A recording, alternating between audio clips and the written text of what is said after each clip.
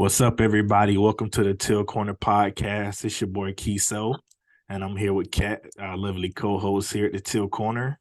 Hi. Um, Everybody's been asking about it, right? We wanted more content from Duval County fans, the real authentic stuff. So here we go. Welcome to our first episode. We're gonna kick it off with a season review. Kat, how do you feel like the first season under Doug went? Losing Urban Meyer and all the craziness there. Um, so the first season with Doug Peterson was fantastic. I expected the team to get like maybe 6 or 7 wins. Like I had low expectations just because, it's the first time for the coach. The Urban Meyer era was such a hot mess, like such a disaster. Um, that I didn't totally think they'd be able to turn it around so quickly. But yeah, super successful. I feel like they're kind of like a year ahead of where everybody thought they would be. So that's really cool. Yeah. How do you Yeah, and feel? I agree. Yeah, so the Jags end up going 9-8 in the regular season. I also expected somewhere between like 5 and 7 wins. Seven was on the high side for me. I was like, it's gonna be a stretch getting to seven. Just Mhm. looking at the schedule with teams like the Ravens, the Cowboys, the Raiders with Devontae Adams joining, the Broncos with Russell Wilson joining. Granted, Yeah. some of those games turned out differently than I expected them to. Russell Wilson was not as good. The Raiders we end up beating. Yeah. The Cowboys we beat and the Ravens we beat. So I mean, it just was crazy. But I definitely expected to sweep the Texans. That didn't happen. So yeah, I Yeah. know. I There's know. a But couple of overall, games. Yeah. There are a couple of games yes. from this season that like annoy me. But the biggest one Yes. is that Texans game because that was unacceptable in my opinion. That and the second Colts game. I mean, Matt Ryan tore us up. He shredded us. Yeah. I don't even remember what his completion percentage was, but I know it was well over 85%. It was bad. It It was was really bad. bad. I was actually in England when that game happened, right? And Oh so wow. we went to this like bar in England to watch the game, and we got so excited because we gotten ahead, and then just that last play. Oh yeah. I was like, you were just like, what just happened?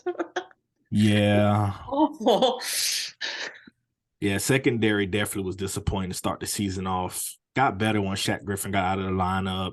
Yes. Struggled a little bit with Darius inside because they had no one else to play outside. Tried a bunch of guys there, some rookies, 6th round draft pick, Buster Brown. Um, yeah, it was a whirlwind, but Yeah. looking back on it though, overall they averaged 232 yards per game, which is 10th in the NFL, so that's good. 25 passing touchdowns for Trev. Like to see that number closer to 30, but first year of the system, brand new head coach, a lot of pieces around him. I'll definitely take that. 8 interceptions. That is a lot better from the rookie season. And even with some of those were like, some throwaways, end of the game, Hail Marys, end of the Yeah. half, trying to get some points. So even that still wasn't the true statistics of how well he took care of the football. ETN in the rushing game. This was ETN's rookie season. He was hurt all last year, didn't play a single game. He went over 1,000 yards, 1,125 on the ground. Um, yeah, I was really proud of the way he handled the rock this season. 3 fumbles lost, but outside of that, he's been pretty well. Um, He's been how else great. do you feel about the season? So this season was crazy. It was just like a lot of fun. When we first started 2-1 and we beat the Chargers, I know the Chargers were really injured, and I'm aware of that. But normally when a team is injured, you don't like blow them out. It's still just like kind of close. And so I was like, we're good. And then we lost every game in October. And I was like, okay. I was like, oh no. But then it just, I don't know, it was like something clicked in Trevor after that Denver game when he threw that really bad pick in the end zone. And it was just like after that, it was like almost like watching a different team. But it was such a fun season. I agree, ETN has been absolutely great. He's one of the like impact players in my opinion this season, for sure. Oh And yeah. like he's just been great because it's I was kind of a little sad when they traded away James Robinson to the Jets, but then after the season that ETN had, you can see why. So it's Oh kind of hard yeah. to argue with what they did after everything went the way it did. So Oh yeah. I'm sure Doug watching both of those guys in practice every day. He was like, one is electric and one is, pretty good back. So I think he knew what was happening. That was the last year of James Robinson's deal. Running backs coming off of injuries, Achilles tear. You don't really expect them to get re-signed long term, anyways. for That sure. position has a short lifespan. So, but overall, looking back on the season, 4 defensive touchdowns, point four, we were 10th with 23.8 points against. We were 20. We held opponents to 20.6 points on average, which was 12th in the league. Defense did a lot of bending, but don't break. This year teams are Yes. driving the ball pretty easily. And they stood tall in the red zone, so they helped a lot of teams to field goals, which definitely helped out the total numbers for the season. But I don't Yes. think the defense truly played to that 12th league average metric. I think that's a little different. Field goals, 30 for 35. Riley Patterson, he killed us with a couple in KC. Well, that game should have been a little bit closer the first time. Agreed. Um, let's jump into some standouts. Who were really some standout players for you this season? So obviously ETN, Mm-hmm. coming back from that injury in his rookie season was really cool to see. Evan Ingram, like I wasn't 100% sure about him because he came from New Mm-hmm. York, didn't really do anything there. So I was like, did we overpay him? Agnew, I like as a return specialist a lot. I Pro Bowler. Yeah, and I don't know if this is like a cop out, but I'm gonna say it anyway. I think Trevor Lawrence had a pretty big jump from rookie season to this season, so I think that changed a lot. I would just like to see the offense be able to. I don't like how much we came from behind this season. Mm-hmm. So next season, I'm gonna need them to, you get the ball first, you go down the field, you score. Like Mm-hmm. they need to stop the nonsense of coming back from behind. And then Christian Kirk, I would say, um, yeah, that's that's who I have down right now. It's mostly Okay. defensive players. Yeah, we definitely have some overlapping players there. For me, like you said, Trevor, he averaged 241.9 yards a game. You like to see it a little bit closer to 300 with rushing and passing, but I think Yeah. he started to use his legs more as the season went along. October, we just don't talk about that. That was not a good month for the Jaguars Oh, okay. or any of us personally. I'm sure everyone was rough there. But like Yeah. I said, 25 passing touchdowns through the air, 8 interceptions. That's a good ratio. His passer rating was 95. You wanted a little bit closer to 100. That's elite quarterback play, but year two in the NFL, year one of a new system, 95 passer rating is pretty damn good, especially from if you look at everyone else in that class with Trevor, Yeah. Mac Jones, and all of those guys. I mean, Trevor definitely separated from the pack. I remember coming into the season, everybody was like him and Fields are 1A, 1B for, who's probably gonna have the best year two. Trevor pulled away by far. So I think that's a foregone conclusion. Absolutely. ETN, ETN went over 1,000, as we mentioned. He averaged 5.1 per carry, which Mm. was shocking to me. I Hmm. never thought he would really do that. I didn't think he was a 5 yard per carry guy. I thought he was more of a, or either stuffed or small minimum gain and big gain. I thought he was more like a boom or bust type of runner. But he turned out to be pretty consistent with moving the chains. Yep. He was really clutch there. His longest run of the year was 62 yards. I'm pretty sure that was against the Texans It where he was. broke that. Oh my, I mean, he literally got down the field in a flash of a second. That was crazy. It was. It was a great He run. had 8 big runs considered 20 plus more yards. I mean, the guy is a home run hitter. Hmm. It may not go into the end zone every time, but ETN is a big play waiting to happen. And then, yeah, the 3 fumbles lost. I think, it is what it is. He'll work on ball security. Not too concerned there.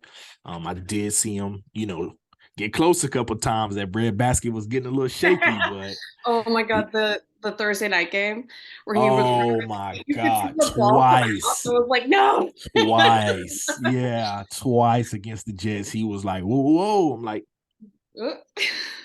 give him that dad look. ETN. Hold that ball.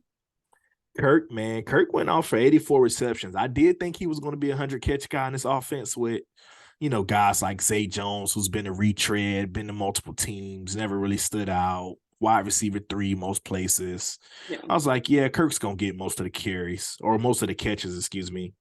But he ended up having 8 passing touchdowns or 8 receiving touchdowns for him. 13.2 yards per catch, which is pretty good. Yeah. 377 yards after contact. So surprised about Kurt. And then Foye Lewican for me. Okay. Yeah. Yeah. Yeah, he's great. Yeah. Huge dog, 128 solo tackles, which is crazy. That is great. And then 184 total. Back-to-back NFL leading tackler. 2 sacks, 12 tackles for loss from a middle linebacker. I mean, the dude is shooting gaps and taking caps. I mean, the guy's rolling. Absolutely. He's great. And then yeah, about that. On the other side, on the flip side of the coin, who do you feel like some guys were that probably didn't perform as well? So I would like to see Trayvon Walker take the next step next season. Um, that first game he had that like insane interception that was like Mm-hmm. looked so crazy, and it was just like, Yeah. oh, okay. But I would like to see him definitely take the next step. I would like to see Lloyd kind of get back to Mm-hmm. because he was like really standing out to me at like the beginning of the season, and then kind of went away. But I would like to see him as well. It's mostly defensive guys. Maybe I'm trying to think. Oh, um, obviously I'm not 100% sure if he's going to get reinstated yet, but I'm really interested to see Calvin Ridley and like see Yes. how he's back to his form after taking, the time off. Obviously he got, the stupid gambling thing, which is Mm-hmm. really dumb. I can't believe he got Yeah. whatever. Yeah. And then I know that he took some time off for his mental health as well. So it'll Mm-hmm. be interesting to see how he fits into the system and how that works. Because I think if he can get back to like the form he was in at the Falcons, that could be really fun dynamic between him and Trevor. Oh yeah. Yeah. For me, some guys, Devin Lloyd that we mentioned, 59 solos, 115 total tackles, played in all 17 games. Did rotate, towards the middle and later half of the season with Chad Muma, so that probably hurt his numbers a little bit. 0 sacks, which I'm kind of surprised about. We're not even going to talk about the sack where he literally had the quarterback wrapped up and let him go, but Oh my God, uh, Dak of the Dallas. I don't know what happened yes. there. I don't know if he like thought that he'd gotten rid of the ball or Yeah, what that. he pump fake, so he pulled up and grabbed him, but no whistle, no pass was ever thrown. That was just a bad one. I mean, Yeah, I give them that. They have been calling the penalties, quarterback hits late, all those yeah. kind of things. But it's no tackles for loss, Wow. 0 TFLs, which is a little different than his draft prospect profile. Kind of envision him in the NFL. His only draft comparison that everyone could really garner was Fred Warner. Everybody's like, this guy's the next Fred Warner. He's a clone. Like Yeah. literally ESPN.com's like, he's a Fred Warner clone. This guy's going to be amazing.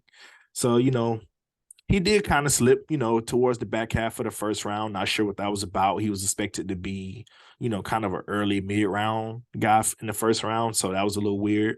But he did come up with 3 interceptions. One also got called back for Foye Lewican headbutting the fucking quarterback, which was completely uncalled for. Folu Fatukasi was a huge disappointment for me.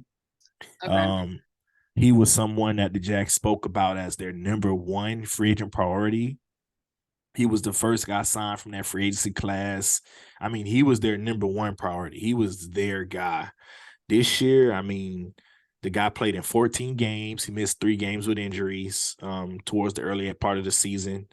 13 solo tackles for Big Foley, 24 total tackles, two TFLs. That's not the same guy we saw playing on the Jets. I'm not sure whether it was a lack of interior rush or what, but he wasn't a game changer or a play record at all here. The way his contract is set up, he's going to be on the team this year. You can't move away from him.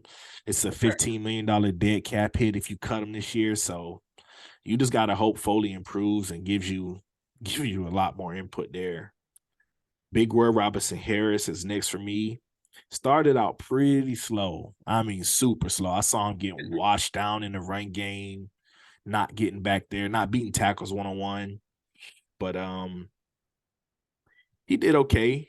28 solo tackles, 45 total tackles, played in all 17 games, 7 tackles for loss, which mostly came on the back half of the season. He was signed to a pretty decent contract coming from Chicago, roughly about $7.8 million per year. He's 29 years old. I think if you cut him, you have to eat dead cap about 2.3 million, but then you save 7.8. So I mean, that's money we could use to help bring back Jawan Taylor, Arden Key. So Yeah, I and I would don't know. That's gonna be tough there for me. like them to come back, especially Jawan Taylor. I Yeah. don't understand people who are like, yeah, we can let him go. And I'm like, what do you mean? No.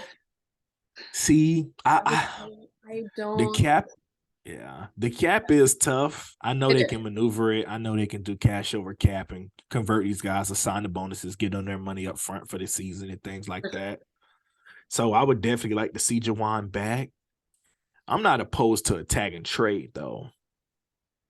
I mean, I think it's too many tackle needy teams to just let them walk for free and worry about getting a comp pick next year. That's pretty lame. Oh I yeah. say, if anything, tag and trade. Somebody will come get him. He's a top 10 right tackle. Somebody will come take that on top 10, right tackle money. That's what the franchise tag is. So I would try to tag and trade. Yeah. How do you feel about the coaching staff performance this year? First year, everybody together. How would you kind of assess the offense, defense, and all of that? So I overall really liked the coaching. There were a couple times I didn't love what Caldwell was doing. Um and was kind of like, oh, what's the defense? What's going on? But I would like for him to get. I don't agree with like firing too early. Mm-hmm. Um, Obviously, Urban Meyer, that was like a different situation. Like, but in this case, I think he deserves another year in the system, and it's going to be more comfortable for the guys to have the same coaches and be in the same system, and I really enjoyed Doug's play calling, and I Mm-hmm. loved how many times we would just like. I know technically this was like the players who wanted to do it, but I loved like in the Ravens game, for instance, they just moved to two Mm-hmm. because at the point I think we were like 3-7, didn't have anything to lose at that point, and it was like, yeah, let's just go for two, and then it pays off, and you win the game, and it was awesome. So I overall liked the coaching. I don't know. There's a part of me that felt like we were a little conservative against the Chiefs in the Mm-hmm. divisional round. Like the offense, I don't know. I just felt like the offense went a little more. Obviously, there were plays in that game that Mm-hmm. if they had gone a different way, then yeah, maybe we win. But those plays weren't made. So, Christian Mm-hmm. Kirk dropped like the 60-yard, like perfect pass from Trevor. You have it was Foy, right, who dropped the interception Mm-hmm. with Chad Henne, which also just letting Chad Henne take like that right there, that upset me the most. Cause like Wasn't that like a 90-yard drive or was it it was a 80? 98-yard drive. Yeah, 98. Yeah, because they got them pinned within the five, which Yeah. is And like mm, Pacheco had that like insane run on that drive, and he runs like a crazy person. Pacheco's such a fun player for me. I think he's such a fun runner to watch. But anyway, yeah. So I don't know. I thought we were a little conservative in that game, but then like Kansas City. they were winning the line of scrimmage. So yeah. What do you think about the coaching overall?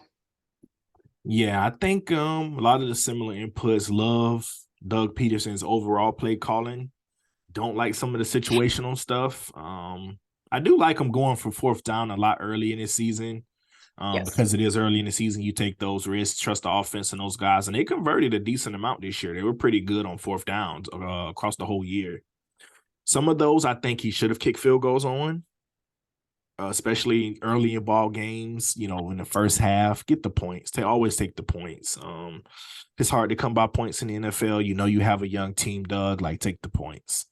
I agree But with that. overall, we came out with the 10th ranked offense, which is pretty good in the first year. You have a couple players there that's pretty explosive, Pro Bowl caliber guys. I think ETN, you can kind of, he was kind of that mold, 1,000-yard rusher, explosive, couple hundred yards receiving as well. Trevor over 4K passing. Christian Kirk, did his thing as well, but Zay, Marvin, the rest of that receiving core was kind of mad for me. Yeah. And then Evan Ingram balled out. So yeah, that's a top 10 offense. I can't wait to see what other pieces they add to the puzzle. And then the defense, ranked 24th overall, passing defense is 28th. Yeah. Just wasn't good enough. It I was mean, not. you have Darius Williams, who's top 10, top 15 corner in the NFL, still an upper half echelon corner.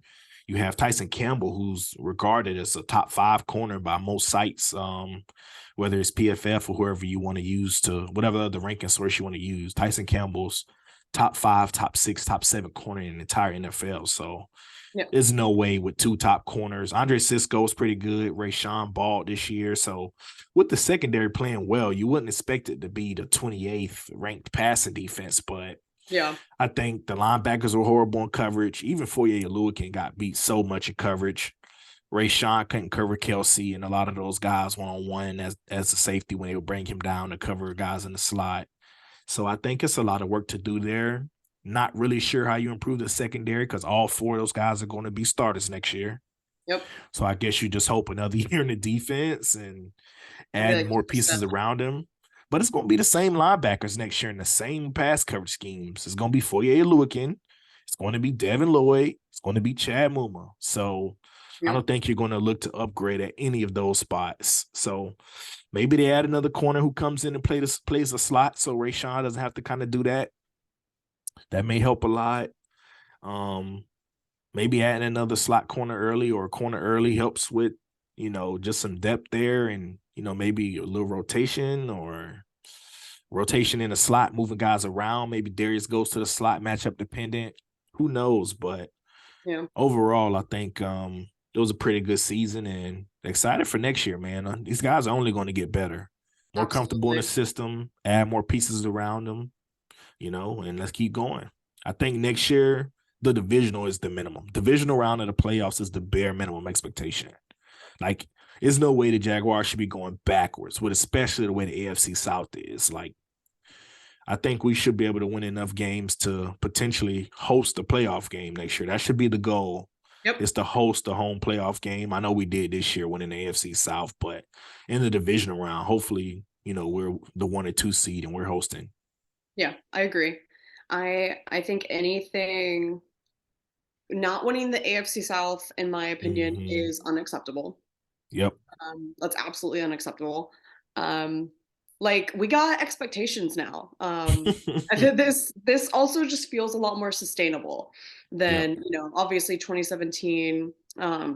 It's just that wasn't sustainable. So and then they paid Blake, and we all know how that went.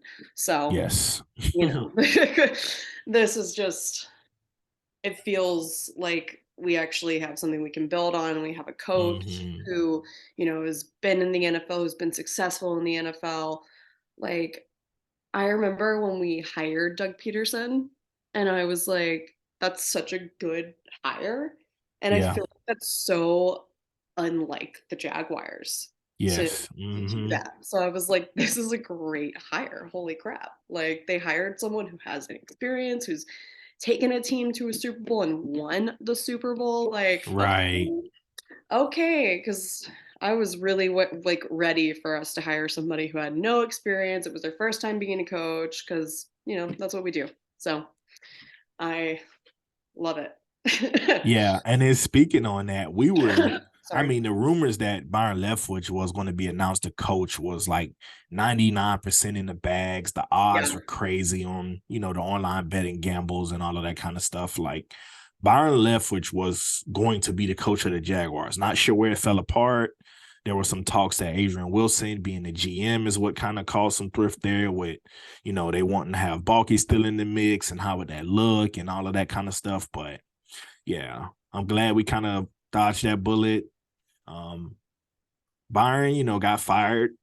He's moving on somewhere else to be the OC.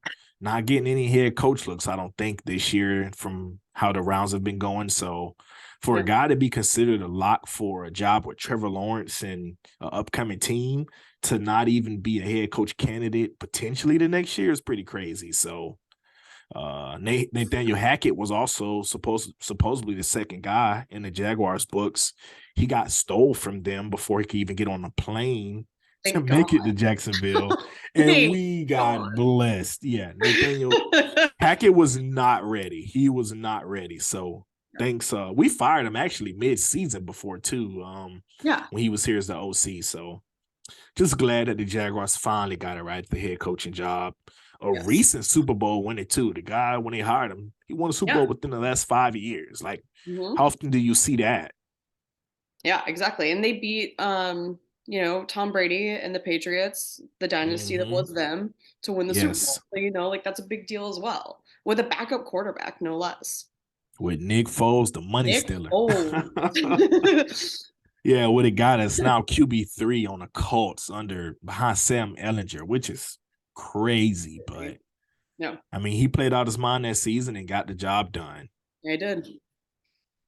All right, guys, and that'll wrap it up for us. Thank y'all for checking out the first episode of the Teal Corner Podcast with Keso and Kat. Appreciate it. Y'all like, subscribe, and share. See y'all next time.